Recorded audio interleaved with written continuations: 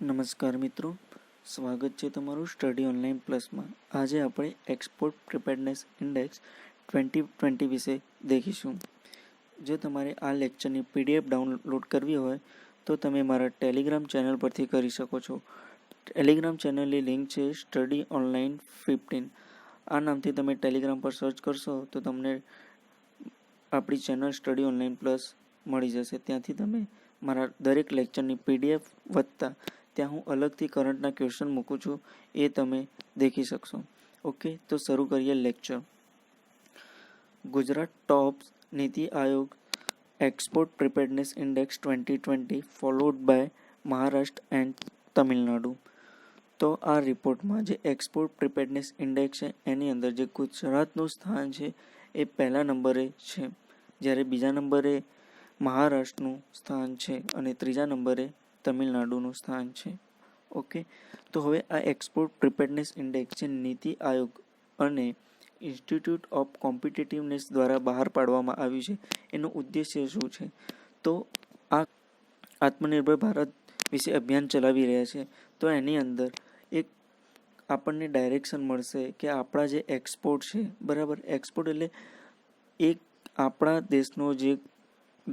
દેશની અંદર જે પ્રોડક્શન થઈ રહ્યું છે, બરાબર, જેટલું બી ગુડ્સ એન્ડ સર્વિસનું પ્રોડક્શન થઈ રહ્યું છે, વસ્તુઓનું પ્રોડક્શન થઈ રહ્યું છે, એ બીજા દેશની અંદર મતલબ વેચીએ, નિકાસ કરીએ, એને એક્સપોર્ટ કહેવાય, નિકાસ કહેવાય. ઓકે, તો એની અંદર કોઈ બી દેશની GDPમાં જો વધારો કરવો હોય તો એના જેટલા નિકાસ, એનો જેટલો એક્સપોર્ટ વધારે હશે એટલી જ દેશની GDP હાઈ હશે. તો એના માટે આ એક રિપોર્ટ બહાર પાડવામાં આવ્યો છે કે આ રિપોર્ટથી આપણને એ જાણવા મળે કે જે ભારતના રાજ્યો છે એ કેટલા તૈયાર છે એક્સપોર્ટ કરવા માટે, એમની ક્ષમતા કેટલી છે એક્સપોર્ટ કરવાની, અને એમનું પરફોર્મન્સ કેવું છે, અને એક્સપોર્ટ કરવામાં ચેલેન્જીસ કઈ છે અને ઓપોર્ચ્યુનિટી શું છે. તો એટલા માટે આ રિપોર્ટ બનાવવામાં આવ્યો છે. આ રિપોર્ટ નીતિ આયોગ અને ઇન્સ્ટિટ્યૂટ ઓફ કોમ્પિટિટિવનેસ દ્વારા બનાવવામાં આવ્યો છે. ઓકે, હવે અહીંયા ઇન્ટ્રોડક્શન, રિપોર્ટની જે પહેલું જ ઇન્ટ્રોડક્શન છે ત્યાં UNCTADની સ્ટડી આપવામાં આવી છે. અહીંયા તમે દેખી શકો છો. તો United nation conference on trade and development study એસ્ટિમેટ્સ a $15 billion decrease in export across global value chain.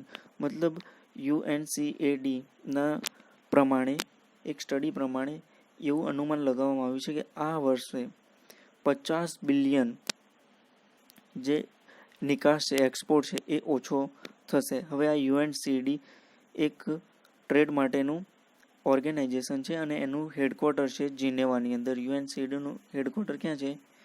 જીનેવાની અંદર. જીનેવા ક્યાં આવ્યું?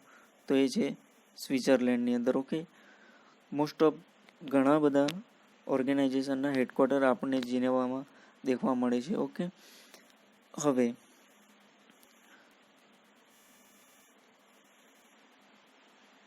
આ જે કટઆઉટ છે એ પણ રિપોર્ટની અંદરથી જ મેં લીધેલું છે. અહીંયા લખેલું છે કે there is a high scoring rank amongst India states on EPI export performance index where Gujarat has the highest score. અને ગુજરાતનો સ્કોર કેટલો છે? 75.14 out of 100 has the highest score of 75.14 and Jammu Kashmir with the lowest score 12.27. મતલબ આ report અંતર્ગત જમ્મુ કાશ્મીરને સૌથી last number મળેલો છે. હવે એક વસ્તુ ધ્યાન રાખજો કે આ રિપોર્ટ પ્રમાણે જમ્મુ કાશ્મીરને એઝ અ સ્ટેટ કાઉન્ટ કરેલું છે. મતલબ જમ્મુ કાશ્મીર અને લદ્દાખને કમ્બાઈન જ કાઉન્ટ કરવામાં આવેલું છે અને કમ્બાઈન જ એમનો સ્કોર આપવામાં આવ્યો છે. હવે આપણે રેન્કિંગ દેખીએ તો એક્સપોર્ટ પ્રિપેરનેસ ઇન્ડેક્સ 2020 કોના દ્વારા બહાર પાડવામાં આવ્યું છે? તો એ બહાર પાડવામાં આવ્યું છે નીતિ આયોગ અને ઇન્સ્ટિટ્યૂટ ઓફ કોમ્પિટિટિવનેસ. હવે આ જે રિપોર્ટ તૈયાર કરવામાં આવ્યો છે એ કુલ 4 પિલરના આધારે કરવામાં આવ્યો છે. કેટલા પિલર? 4 પિલર, બરાબર. કયા કયા છે 4 પિલર? તો સૌથી પહેલું પોલિસી, બીજું છે બિઝનેસ ઇકોસિસ્ટમ, ત્રીજું છે એક્સપોર્ટ ઇકોસિસ્ટમ અને ચોથું છે એક્સપોર્ટ પરફોર્મન્સ. ઓકે, હવે જે પોલિસીની અંદર છે એની અંદર કે એક્સપોર્ટ કરવા માટે સૌથી સારી પોલિસી કયા રાજ્યની છે, તો એની અંદર ફર્સ્ટ રેન્ક છે મહારાષ્ટ્ર અને સેકન્ડ રેન્ક છે ગુજરાત. હવે અહીંયા પણ સ્કોર આપેલા છે, તો આપણે ગુજરાતના સ્કોર ધ્યાનમાં લેવાના છે. તો ગુજરાતનો પોલિસીની અંદર કેટલો રેન્ક છે, તો 85.70. બરાબર. પછી બિઝનેસ ઇકોસિસ્ટમમાં મતલબ કોઈ પણ રાજ્યની અંદર બિઝનેસ કરવા માટે સૌથી સારું વાતાવરણ ક્યાં મળી રહે છે, તો એની અંદર ગુજરાત ટોપ પર છે.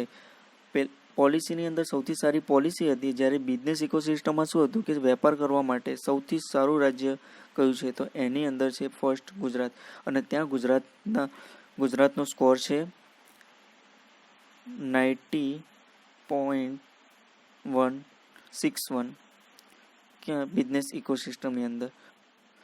હવે જે થર્ડ પિલર છે એ છે એક્સપોર્ટ ઇકોસિસ્ટમ. એક્સપોર્ટ ઇકોસિસ્ટમની અંદર જે ફર્સ્ટ રેન્ક છે એ મહારાષ્ટ્રનો છે. હવે એક્સપોર્ટ ઇકોસિસ્ટમની અંદર જે ગુજરાતનો રેન્ક છે એ 9th છે અને સ્કોર કેટલો છે, તો સ્કોર છે 47.35. બરાબર. તો એક્સપોર્ટ ઇકોસિસ્ટમની અંદર ગુજરાતનો રેન્ક છે 9th. અહીંયા આપણે પિલરની અંદર ગુજરાતનો બી રેન્ક યાદ રાખવો જરૂરી છે કે પિલર વાઇઝ મતલબ પોલિસીમાં, બિઝનેસ ઇકોસિસ્ટમમાં, એક્સપોર્ટ ઇકોસિસ્ટમમાં અને એક્સપોર્ટ પરફોર્મન્સમાં ગુજરાતનો રેન્ક કયો છે. હવે ચોથું પિલર છે એક્સપોર્ટ પરફોર્મન્સ. હવે એક્સપોર્ટ પરફોર્મન્સની અંદર ફર્સ્ટ રેન્ક છે એ મિઝોરમનો છે, જ્યારે સેકન્ડ રેન્ક છે ગુજરાતનો છે. આની અંદર ગુજરાતની સ્કોર છે 61.71. હવે ઓવરઓલ બધા પિલરને મિલાઈને જોઈશું તો જે ગુજરાતનો રેન્ક છે એ ફર્સ્ટ આવે છે અને એનો સ્કોર છે અગાઉ આપણે જોઈ લીધો 75.14 આઉટ ઓફ 100. ઓકે. હવે આ જે 4 પિલર છે એની અંદર 11 સબ પિલર પણ છે. ઓકે. એમાં આપણે યાદ રાખવાની કંઈ જરૂર છે નહીં. મેન જે છે 4 પિલરનું રેન્કિંગ આપણે યાદ રાખવું જરૂરી હતું. હવે જે સ્ટેટ છે એને અલગ અલગ કેટેગરી વાઇઝ પણ રેન્કિંગ કરવામાં આવ્યા છે. તો આ જે અલગ અલગ કેટેગરી છે એની અંદર સૌથી પહેલી કેટેગરી છે કોસ્ટલ સ્ટેટ. હવે કોસ્ટલ સ્ટેટ એટલે એવા રાજ્યો કે જે દરિયા કિનારો ધરાવે છે એને કોસ્ટલ સ્ટેટ કહેવામાં આવે. ગુજરાતમાં કુલ 9 રાજ્યો દરિયા કિનારો ધરાવે છે. ઓકે. પણ આની અંદર ખાસ ધ્યાન રાખજો કે ગોવાને કોસ્ટલ સ્ટેટ કાઉન્ટ નથી કર્યું. રિપોર્ટની અંદર ગોવાને સ્મોલ સ્ટેટની અંદર કાઉન્ટ કરવામાં આવ્યું છે. તો હવે કોસ્ટલ સ્ટેટની અંદર તમે જોશો તો એની અંદર ગુજરાતનો ફર્સ્ટ રેન્ક છે. બરાબર. સેકન્ડ રેન્ક મહારાષ્ટ્રનો, થર્ડ રેન્ક તમિલનાડુનો, જ્યારે લાસ્ટ છે વેસ્ટ બેંગાલ. બરાબર. આ માત્ર ને માત્ર કોસ્ટલ સ્ટેટની વાત છે. કોસ્ટલ સ્ટેટની અંદર જે કેટેગરી છે એની અંદર ફર્સ્ટ ગુજરાત, સેકન્ડ મહારાષ્ટ્ર અને થર્ડ તમિલનાડુ. તમે ઓવરઓલ રેન્કિંગ દેખશો ને તો એની અંદર પણ ટોપ કયા છે, આ 3 છે, ગુજરાત, મહારાષ્ટ્ર અને તમિલનાડુ. હવે લેન્ડલોક રાજ્ય એટલે કે જેની ચારે બાજુ જમીન આવેલી હોય, એ દરિયા કિનારો ધરાવતા હોય નહીં. તો એની અંદર જે ફર્સ્ટ રેન્ક છે એ રાજસ્થાનનો છે, જ્યારે સેકન્ડ રેન્ક છે તેલંગાણાનો છે અને થર્ડ રેન્ક છે એ હરિયાણાનો છે. હવે જે લેન્ડલોક છે એની અંદર લાસ્ટ રેન્ક 11th રેન્ક કોનો છે, જમ્મુ કાશ્મીરનો છે. એને એઝ અ સ્ટેટ કાઉન્ટ કર્યું છે, નોટ એઝ અ યુનિયન. હવે હિમાલયન સ્ટેટ દેખીએ તો હિમાલયન સ્ટેટની અંદર જે ફર્સ્ટ રેન્ક છે એ ઉત્તરાખંડનો છે. હિમાલયન સ્ટેટની અંદર ફર્સ્ટ રેન્ક કોનો છે, ઉત્તરાખંડનો. સેકન્ડ રેન્ક છે ત્રિપુરાનો. થર્ડ રેન્ક છે હિમાચલ પ્રદેશનો, જ્યારે લાસ્ટ રેન્ક છે મણિપુરનો. બરાબર. હવે જે ચોથી કેટેગરી છે એ છે યુનિયન ટેરેટરી અને સ્મોલ સ્ટેટ. તો ગોવાને સ્મોલ સ્ટેટની અંદર કાઉન્ટ કર્યું છે, કોસ્ટલ સ્ટેટની અંદર કાઉન્ટ કર્યું નથી, ભલે દરિયા કિનારો ધરાવતું હોય. તો સ્મોલ સ્ટેટની અંદર સૌથી પહેલો રેન્ક છે દિલ્હીનો, સેકન્ડ રેન્ક છે ગોવાનો, થર્ડ રેન્ક છે ચંદીગઢ અને સૌથી લાસ્ટ રેન્ક છે લક્ષદ્વીપ. ઓકે. હવે ઓવરઓલ રેન્કિંગ દેખીએ 4 કેટેગરીનું મિક્સ કરીને, તો બી જે ફર્સ્ટ થર્ડ 3 રેન્ક છે, પહેલા 3 તો એની અંદર ગુજરાત, મહારાષ્ટ્ર અને તમિલનાડુ 3 કોસ્ટલ રાજ્યો છે. જ્યારે ટોપ 10ની વાત કરીએ તો ટોપ 10ની અંદર 10માંથી 6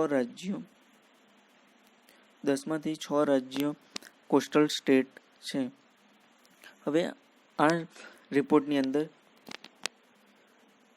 સૌથી વધારે કયું રાજ્ય દેશોને એક્સપોર્ટ કરે છે, મતલબ સૌથી વધારે દેશોને એક્સપોર્ટ કયું રાજ્ય કરે છે, તો એની અંદર જે ફર્સ્ટ રેન્ક છે એ છે હરિયાણા. હરિયાણા 90 દેશોને એક્સપોર્ટ કરે છે.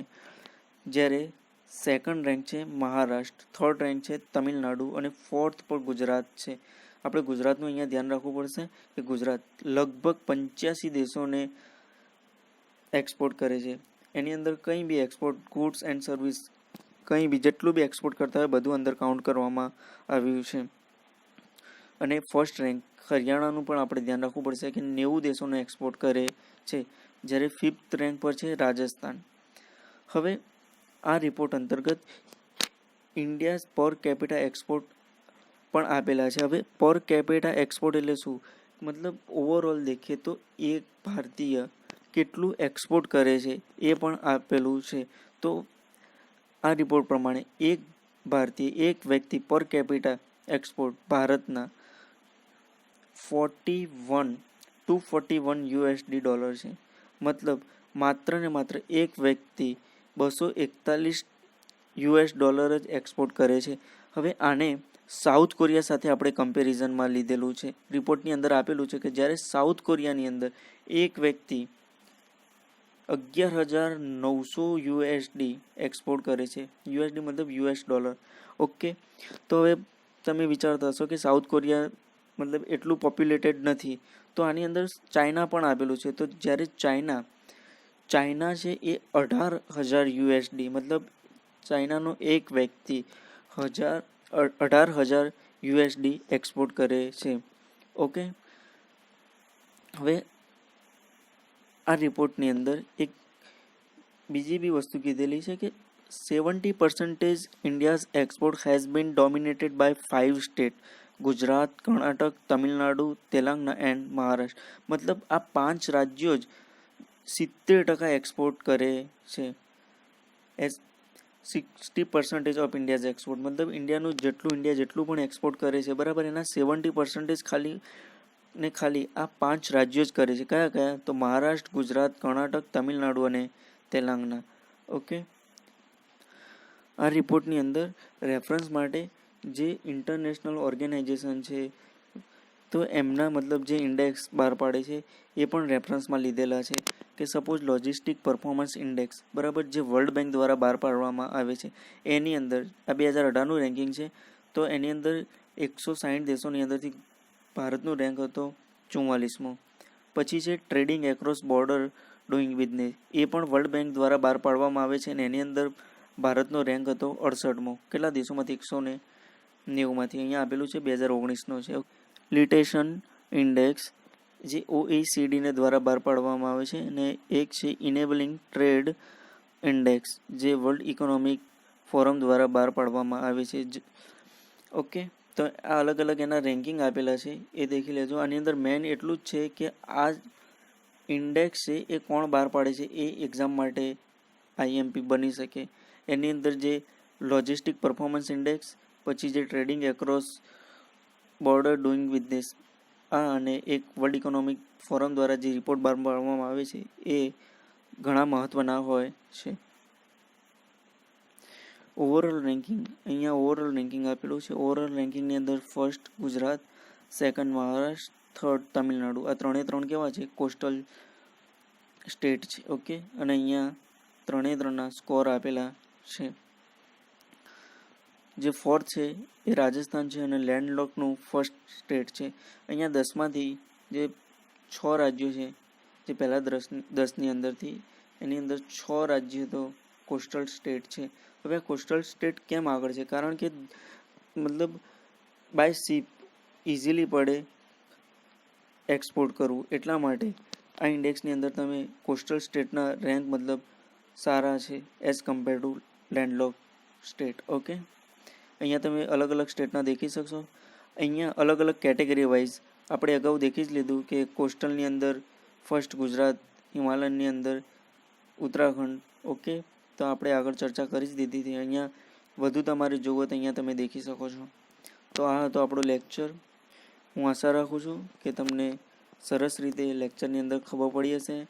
બને એટલું જેટલું બી આઈએમપી હતું એ બધું જ કવર કરવાની કોશિશ કરી છે. તો thank you for watching my video. Thanks to all of you.